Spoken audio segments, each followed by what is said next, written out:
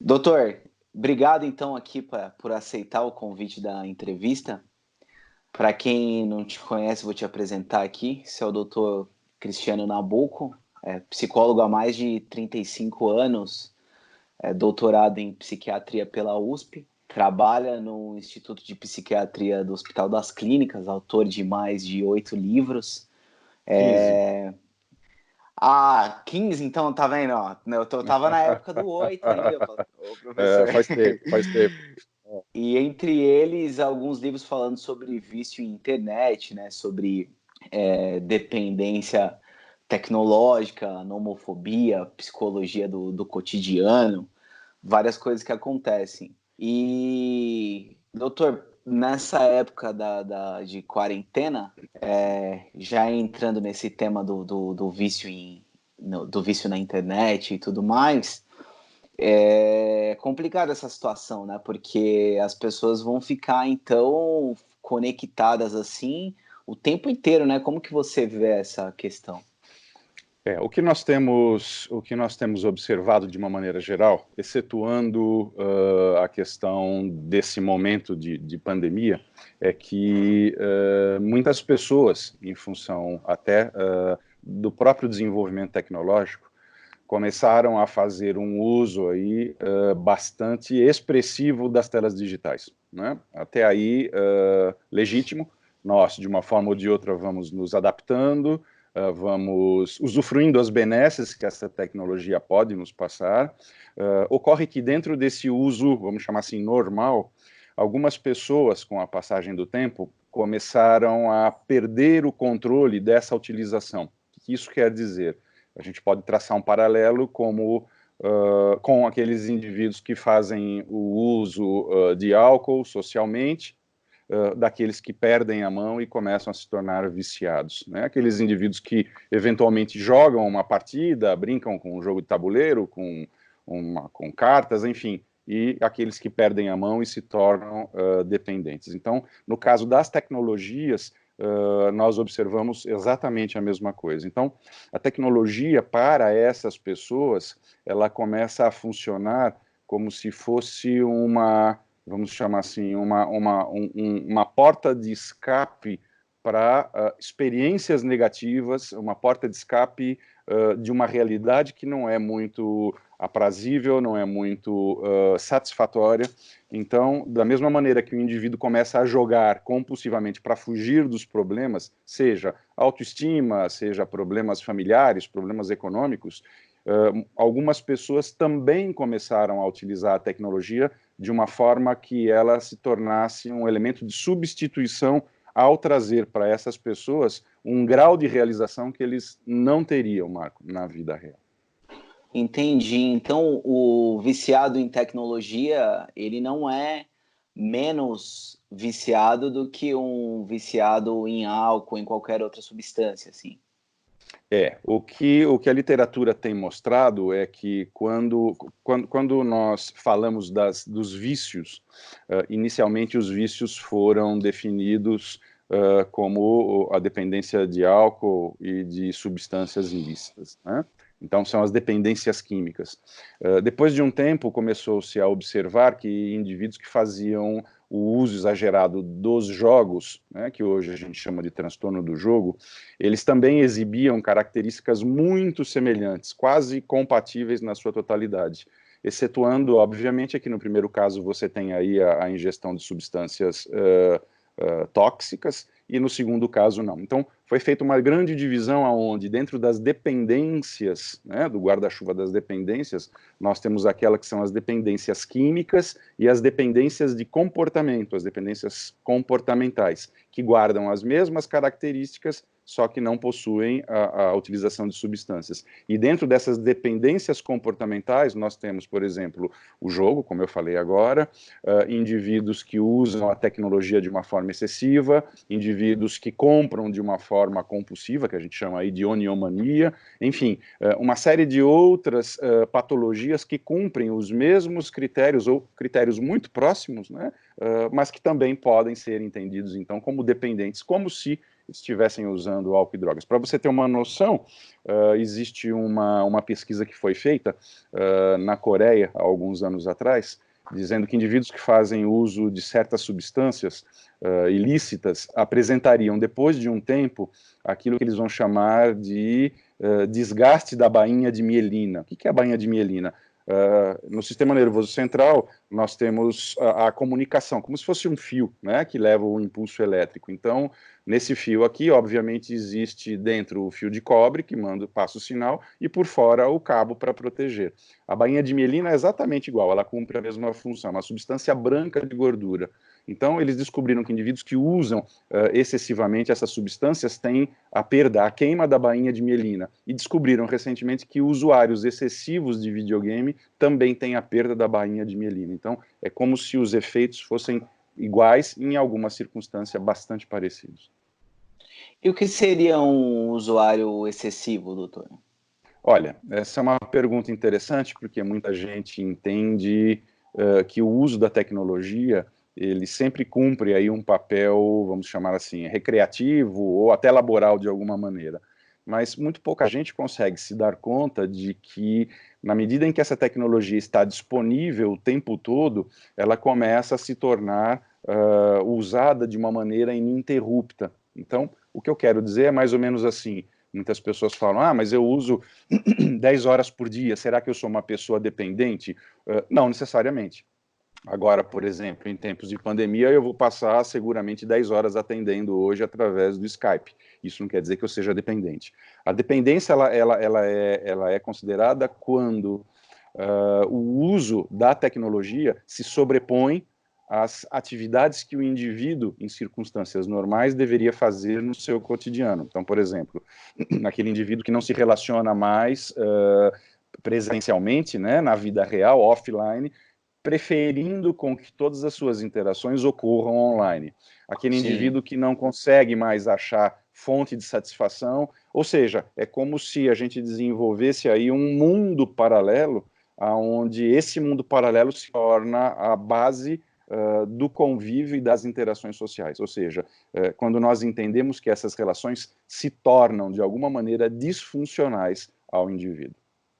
Eu imagino que, como você citou, que esse uso, todo vício ele tem uma ideia de uma espécie de escape da realidade, né? Isso. E esse uso excessivo que busca esse escape da realidade, ele também pode ser viciante nesse campo do relacionamento, você falando, porque assim, na internet, eu não sou eu, né? Eu sou um recorte da minha realidade, né? Então eu coloco as minhas melhores fotos, os melhores ângulos. Então, logo o indivíduo, de repente, esse indivíduo que está viciado nesse tipo de relação, ele provavelmente prefere o eu dele virtual do que o eu dele real, né? O que nós chamamos isso de personalidade digital. Eu escrevi recentemente um post exatamente propondo esse questionamento, né? Quem você é nas redes sociais? Você é uma pessoa ou você é um personagem? Sim. Então, o que acontece, né? Conforme nós vamos conversando, o meu cérebro ele vai interagindo com você e vai trazendo certas características que criam essa interação, vamos chamar assim, contínua, né?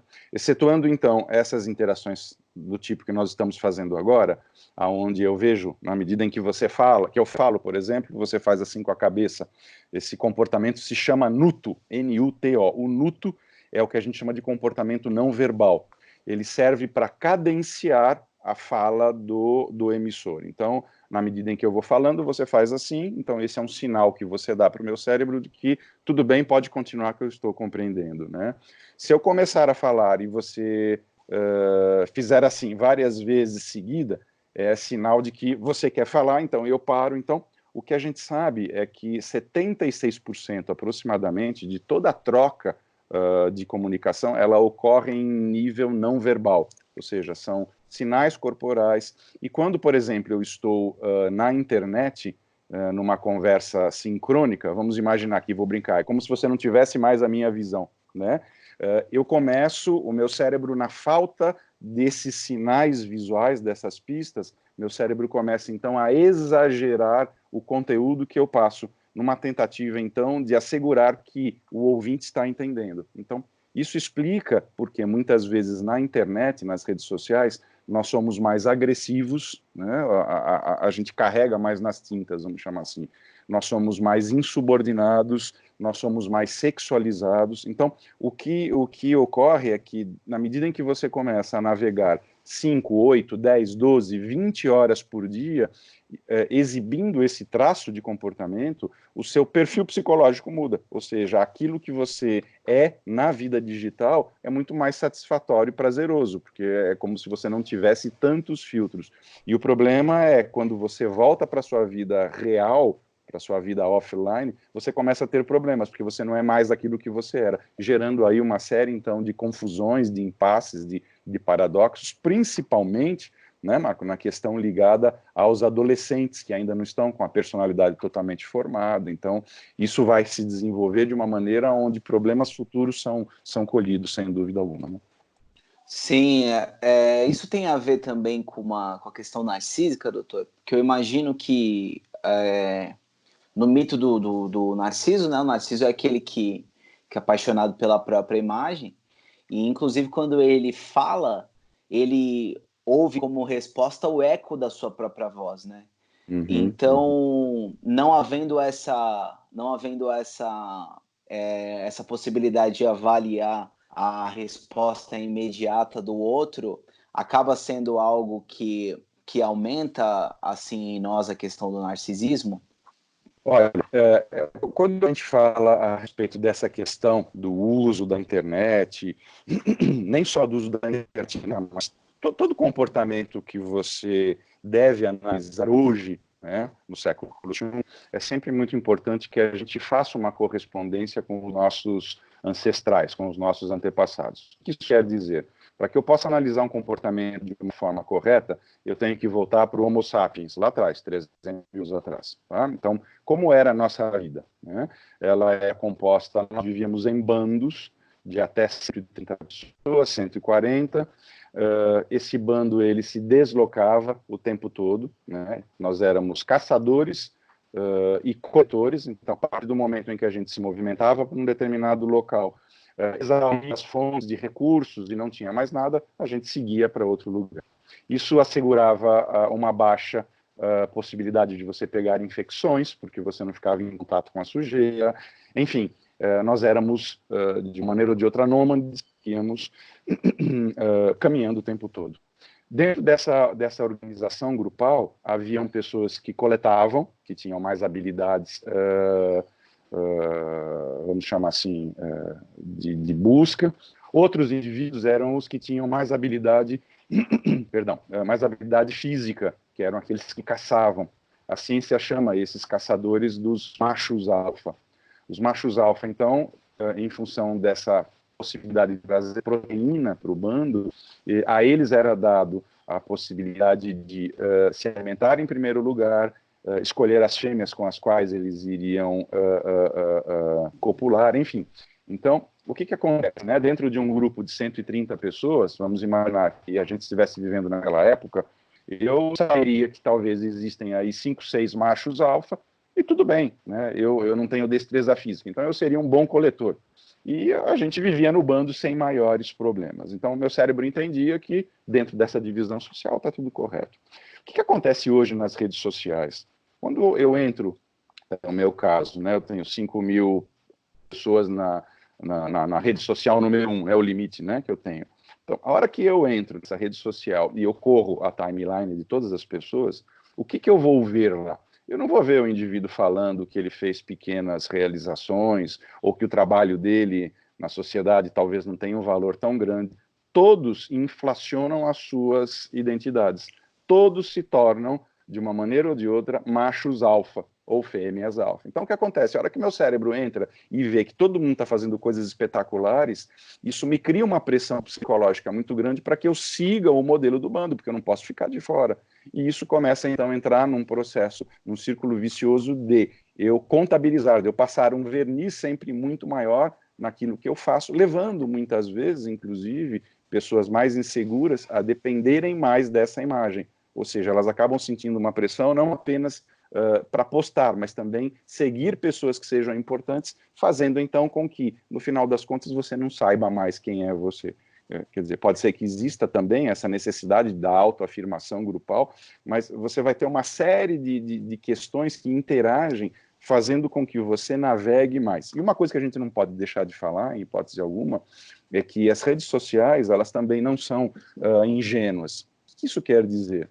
Isso quer dizer que, no fundo, por trás desses mecanismos das interações sociais, existem uma série de truques que são extraídos da ciência da manipulação, da ciência da persuasão, para fazer com que o indivíduo navegue mais tempo. Então, por exemplo, vamos imaginar que eu pegue agora meu telefone celular e tire uma foto aqui, estou fazendo aqui uma entrevista com o Marco, tal, e eu jogo lá na minha rede social tá? O que acontece, né? No mundo real, talvez eu teria, vamos chutar aqui, 50 pessoas falando, que legal, Marco, eu gosto muito dele, Cristiano, do que você está falando? Então, no período de uma hora, eu teria essa quantidade de likes, né? Eu teria esse reforço que vem imediatamente. O que a rede social faz? Você acha que ela vai dar, no mundo concreto, os 50 likes para mim em uma hora? Negativo, ela não vai dar. Ela vai dar 3 likes na primeira hora, ela vai criar um conta-gotas aí. Porque ela vai pensar da seguinte maneira, por que eu vou resolver o problema em uma hora se eu posso tornar esse cara dependente aqui da plataforma durante 24 horas? Então, interessante. Então isso vai fazendo, na verdade, com que cada vez mais eu dependa desse comportamento de verificação, de checagem, e isso vai virando, novamente, um círculo vicioso. Ou seja, imagina então, a viagem que eu fiz, meu casamento, isso vai contabilizar. E qual é o resultado final? É simples, né? As empresas de tecnologia hoje valem mais do que as empresas de energia e de petróleo. Quer dizer, nós somos o insumo do que vale para eles, né? Nem acho que, no início, as redes sociais tivessem uma noção muito clara do que iria acontecer. Quando você pega esses grandes empresários lançando, né, o iPhone, quando foi lançado, quando você assiste lá ao discurso, eles não tinham muita noção. A ideia era fazer um computador que pudesse ser carregado de um lugar para outro, mas à medida em que você começou a entrar nas redes sociais e ter essa repercussão tão grande, isso fez, então, com que essas plataformas, Marco, elas sejam atualizadas em termos dos mecanismos a cada 24 horas, né? Existem engenheiros e psicólogos trabalhando dia e noite para tornar essas bases digitais mais atraentes, mais sedutoras. E aí você pega o indivíduo, soma isso ao fato do indivíduo se sentir inseguro, ou do indivíduo não estar passando por uma fase muito boa. Então, isso me faz lembrar muito, de novo, né? Você mencionou aí a filosofia, me faz lembrar muito da caverna de Platão.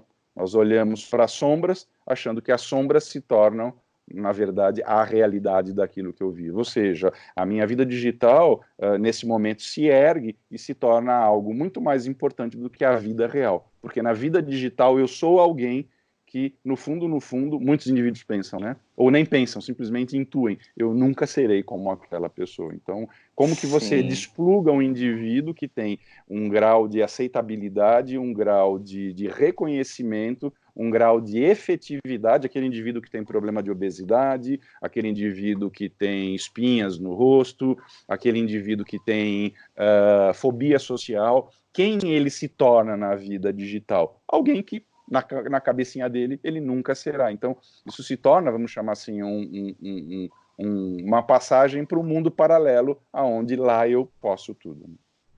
Nossa, muito interessante isso, que é usado, então, uma psicologia da sedução mesmo ali, né? Sim, algo sim. que vai te entregando meio que por migalhas ali, para te deixar viciado, né? Não te dá o conteúdo todo de uma vez, né? Isso. O princípio que é utilizado, inclusive, Marco, é o mesmo princípio, ou os mesmos princípios que a gente tem nas máquinas de caça-níquel, né? Naqueles cassinos. Legal, Então, sim. o que você tinha no começo? Antes você tinha aquelas máquinas, aquelas alavancas, né?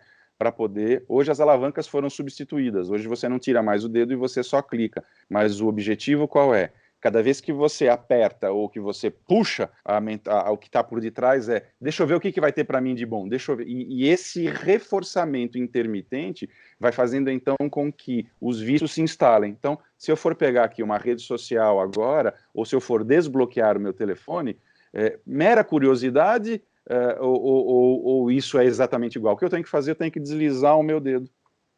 Quando eu quero entrar numa rede social para atualizar minha timeline, eu faço isso daqui, ó.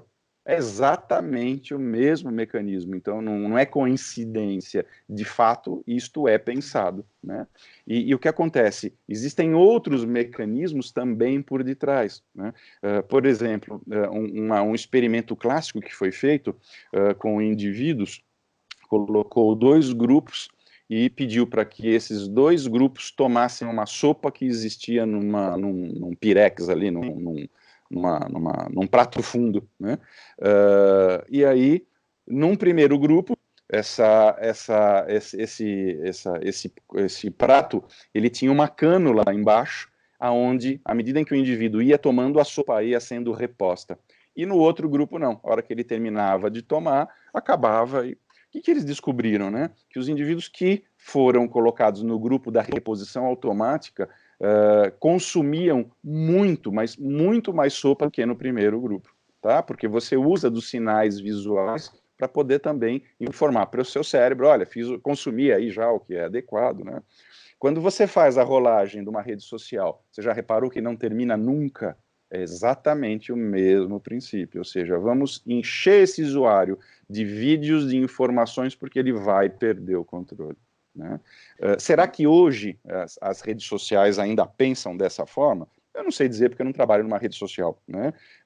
Eu acredito que não, mas originariamente a gente vê que conforme o tempo foi passando, o objetivo deles era engajar o usuário na plataforma o maior tempo possível. Então, a gente precisaria ser avisado disso para que pudéssemos, no mínimo, orientar as pessoas a não se tornarem dependentes. Então, não existem apenas questões ligadas da insegurança pessoal ou fatores sociais, como eu falei agora, dos nossos antepassados, mas também mecanismos de persuasão. Quer dizer, tudo isso numa grande equação vai fazer com que as pessoas naveguem e, vamos lá, e que percam a mão. A ponto, inclusive, Marco, da gente ter pacientes que nos procuram lá na psiquiatria para serem tratados. Eu gosto de contar esse caso porque ele é bem emblemático, né? Uma mãe que chega e fala, olha, meu filho está aqui do lado, né? Ele não sai de casa já há 2 anos, ele abandonou a escola e ele joga compulsivamente esses videogames aí e não para. Mas, Dona Maria, quanto tempo ele usa, né? Não, eu não perguntei quanto tempo. Falei, mas como que ele vai ao banheiro, Dona Maria? Aí ela ficou muito irritada, ela falou, doutor, se eu estou falando que ele não larga, ele não vai ao banheiro, né? Mas, Dona Maria, ele se alimenta? Doutor, acho que o senhor é surdo, né? Se ele fica jogando o tempo todo, ele também não se alimenta. Eu fiquei muito curioso, mas, Dona Maria, desculpa, né? Ele não vai ao banheiro. E o número 2, Dona Maria, como é que ele faz o número 2? Ela ficou muito irritada. O senhor é burro mesmo, né? O senhor é burro mesmo e tal. Mas o que acontece? Ele evacua na calça, doutor. Com uma Não mão ele acredito. fica jogando, com a outra ele tira a cueca suja de fezes e arremessa pela janela. Tá? Quantas horas o Nossa. seu filho fica? Ele fica em torno de 55, 56 horas ininterruptas jogando. Meu Deus. Então, o que nós estamos falando? Os jogos também hoje mudaram, eles não têm mais game over, né? Eles são infinitos. Se eu saio, eu desassisto também a minha comunidade, da qual eu preciso do apoio social para poder me sentir valorizado. Então, o que você está vendo é que existe uma série de elementos aí que interagem, criando essa condição aí, esse cenário bastante ruim que nós temos, né? Eu nunca tinha parado para pensar nisso, que não é um hábito só mental, mas também um hábito do corpo, né? Por exemplo, pegar o dedo e fazer assim, né? São coisas Uhum. que viciam também os movimentos do corpo. E Sim, algo que também está relacionado, acredito, às pessoas ficarem cada vez mais presas, é a questão do algoritmo, ele conseguir entender como é a minha personalidade e sim, mandar notícias e opiniões sempre que tem a ver com as minhas opiniões, né? sim, Por exemplo, se sim. eu gosto do candidato A ou B, vai vir para mim opiniões bem parecidas com as minhas, né? Assim, cria um Isso. ambiente de alienação, né? Então, o algoritmo sabe mais de você do que você mesmo, né? Então, o que a gente viu recentemente nas últimas eleições, eu acho que é um exemplo muito claro disso, porque o que acontece? Vamos imaginar que eu tenho ali 5 mil amigos na minha rede social A, né? Uhum. Então, vamos dizer que eu curti um dia o candidato número 2, porque eu acho o candidato número 2 legal. O que vai acontecer?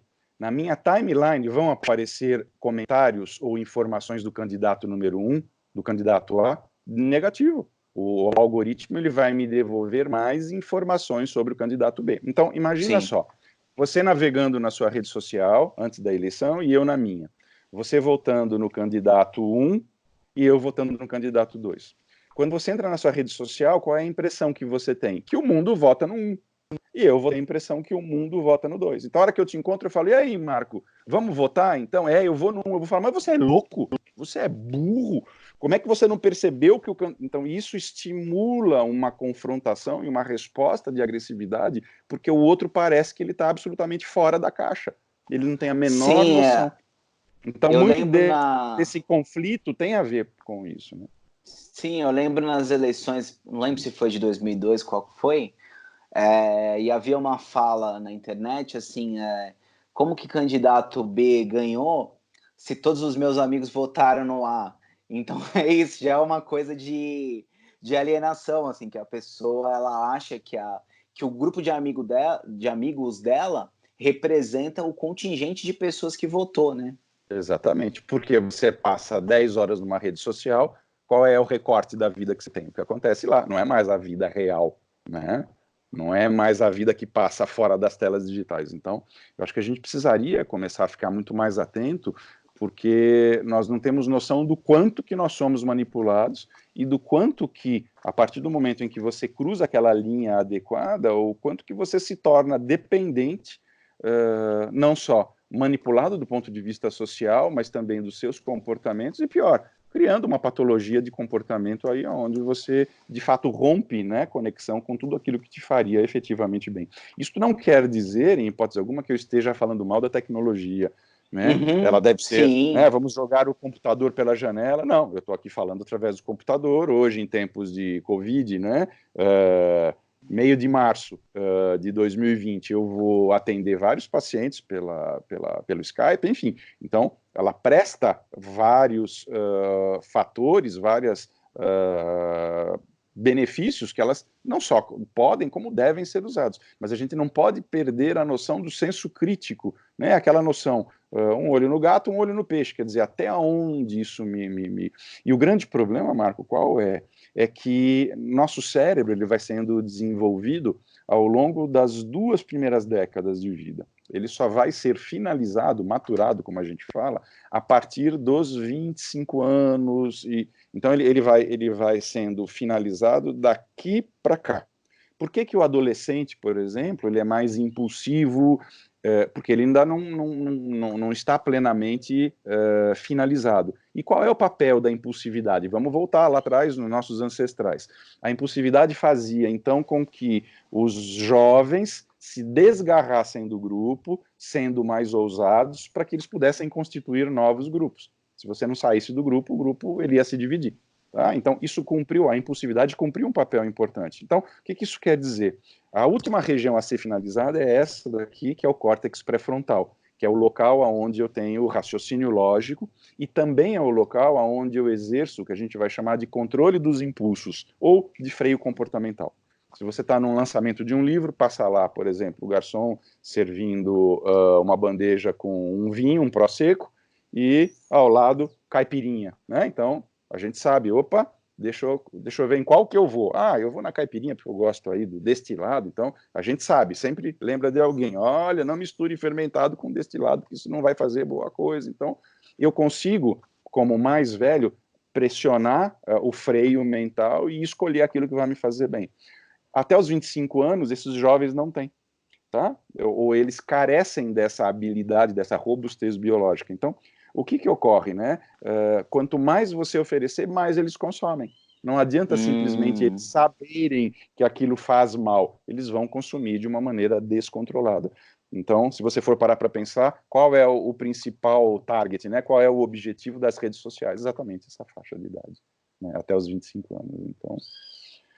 Então, enfim, né, nós temos que pensar, utilizar com parcimônia, zelando, né, antes de mais nada, porque a gente não se torne dependentes em tecnologia, né, que é o que a gente faz hoje lá no nosso laboratório. A gente atende indivíduos que se tornam dependentes e os casos são muito cabeludos, né, são bastante preocupantes. Né? Doutor, é verdade, o senhor que está envolvido bastante nas discussões também, é verdade esse negócio de que quando você fala sobre alguma coisa, o microfone também está aberto e te sugere produtos e coisas sobre coisas, como se fossem palavras-chave que você está falando, assim? Tá muito Sim. comum as pessoas falarem, pô, comentei sobre isso hoje e apareceu para mim isso daí vendendo. Sim. A primeira vez que você entra no seu navegador e você escreve lá uma palavra, vamos colocar Praias do Nordeste, né? Deixa eu ver para onde eu vou aqui, uma viagem legal, eu escrevo lá na minha plataforma de busca lá, Praias do Nordeste, legal. Eu vou começar a procurar Praias do Nordeste e tal. O que acontece? Esse microfone que eu utilizei, esse espaço, ele vai jogando, vai criando um algoritmo. Então, eu vou criando uma identidade digital. Então, o que acontece? De tempos em tempos, esse telefone, ele abre o microfone sem que eu saiba. E ele capta essas informações do meio ambiente. E ele joga para a nuvem. E ele analisa exatamente quais são os meus comportamentos. Então, o que acontece? Não é de se estranhar que, depois de um tempo, eu comece a receber pop-ups aí, ou nas páginas que eu navego, informações sobre pousadas no Nordeste. Né? Eu nunca me esqueço de uma situação que eu fui daqui de São Paulo para o aeroporto, e o aeroporto de Guarulhos estava fechado por algum problema, e eu tive que ir pelo aeroporto de Campinas. E aí o taxista me pegou aqui, e ele foi na estrada, tal, de tempos em tempos ele freava. O que aconteceu? Não, é porque tem um programa aqui que é um detetor de radar. Ah, detetor de radar? Ah, então tá bom. E a conversa foi a respeito disso. Então, a hora que eu cheguei no aeroporto, que eu abri o meu telefone, tinha uma oferta lá, baixe detectores de radar. Sim.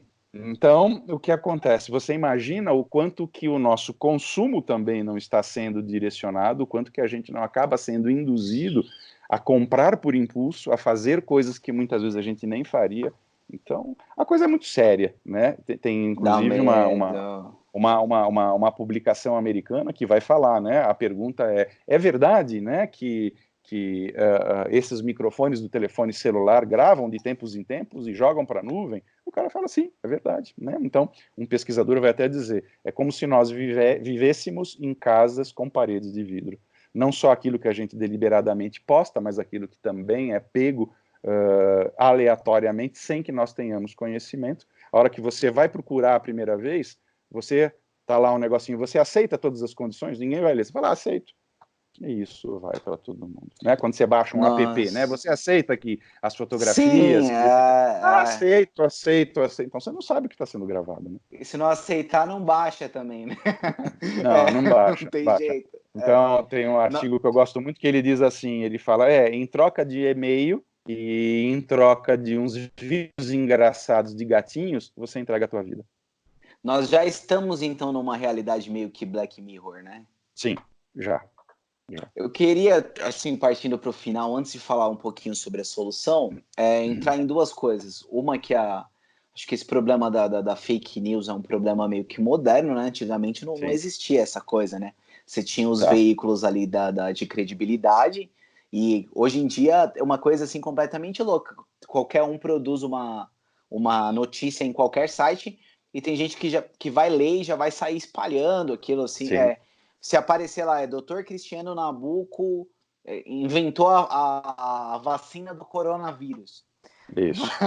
Vai ter gente que não vai nem pesquisar quem que é o Cristiano Nabuco e já Sim. vai, né, sair colocando, né?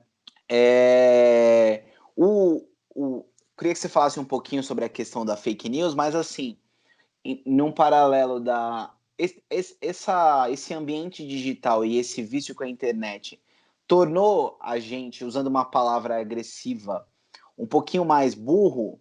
E burro eu digo assim, num sentido de menos capacidade reflexiva, porque é, aceita qualquer tipo de informação, já vai comprando qualquer tipo de ideia. A gente vê que a questão da comunicação ficou bem mais pobre, que eu vi lá no blog, no seu blog no UOL, você fez um artigo sobre a questão do uso de emojis. Então, assim, toda a ideia, a gente brinca que a comunicação ela teve uma evolução, né? Então, os primatas se comunicavam fazendo desenhos e tudo mais, então teve todo um desenvolvimento da linguagem, da escrita, e foi subindo essa coisa. E agora a gente está regredindo, a gente está voltando de novo para os desenhos, para as Sim, sim, carinhas, para sim. essas coisas. Então, como que o senhor analisa esse processo? Eles dizem que nós voltamos para a Idade Média, né? Na Idade Média você sofria por boatos de que o diabo iria fazer alguma coisa ruim, de que pestes iriam devastar sua vida, que você seria assaltado por cavaleiros no meio do trajeto de um condado, de um reino para outro. Então se vivia uma paranoia coletiva. Hoje nós voltamos, porque o que acontece? Antes do advento da internet, as fontes de informação elas eram de fato muito mais seguras. Se eu tenho, por exemplo, uma pesquisa que eu quero publicar numa determinada revista, eu vou ter que passar pela revisão dos meus pares. São pessoas que vão ler e dizer se está bom ou não. Então, isso assegurava um grau mínimo de qualidade. Hoje não. Hoje eu simplesmente faço, subo, e sem falar, né, Marco, para a gente concluir, aquelas que, por uma questão, eu não sei como que a gente vai atribuir, são fatalidades. Está rolando, por exemplo, agora, nesse momento,